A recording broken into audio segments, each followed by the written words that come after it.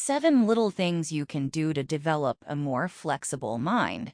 How to develop a more flexible mind. A flexible mind leads to more peace. You're not as stuck in your ways and can adapt to change. You don't always think you're right, but are curious about other people. You can take on new challenges with a smile. When I'm not flexible, I can feel it. My mind starts to feel rigid. I feel frustration, irritation, anger, disappointment. There's a feeling of not wanting things to be the way they are, feeling of being wronged, attacked. It's the result of being caught up in whatever story you're telling yourself. So here's what I've been working on to develop a more flexible mind. 1. See the tightness. If I notice myself getting frustrated, hardening up, feeling a tightness, this is the sign that I should practice. And the good news is that practice helps me get better, so I should celebrate. This is a lesson that life has gifted me, and I try to say thank you.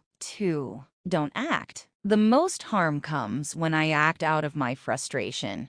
Actions that might include shutting down and not talking to someone. So when I notice the tightness, I try not to take any harmful action. Instead, I try to turn inward to face whatever is arising. 4. Stay with the feeling. Turn towards the feeling and just observe it. See it as something that is arising, but isn't necessarily me. It's a feeling, a cloud passing across the sky. Not a big deal. What does it feel like physically in my body? Explore it with curiosity. 5. Give it some space and compassion. If the tight feeling that is arising is a cloud, then I try to give it a big, expansive blue sky to float across.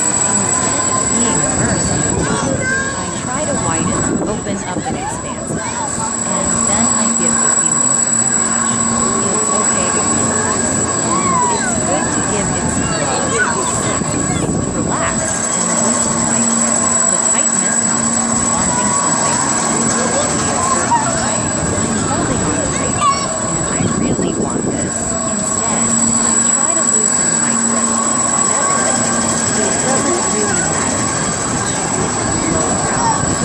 Instead, I try to relax into the moment and be with whatever is going on. Notice the world right now, instead of being caught up in my story. Relax and be grateful for the surroundings. Here's the key. Once I relax a bit, I can now tell myself I don't know how they are. I don't even know how they are. So this gives me peace of mind, and I can ask, what is the truth about this? What would it be like to allow the future to be without me?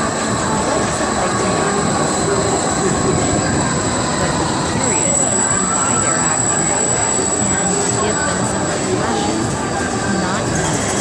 A flexible mind is one that doesn't really know what should happen and is not even sure what will unfold in this next moment. It is curious, like a baby exploring the world afresh. Challenge your morals. Research shows that seeking out experiences that test your morals and expose you to a variety of beliefs, values, and expectations can give you a better understanding of culturally different perspectives and help you become more flexible in your thinking. Even if you don't necessarily agree with someone's point of view or belief system, being cognitively flexible means you'll be able to think about why they might see things that way and understand their point of view. This ability will make it easier for you to communicate with people, resolve conflicts, and adapt your thinking to various situations. Of course, travel is one way to challenge your way of thinking,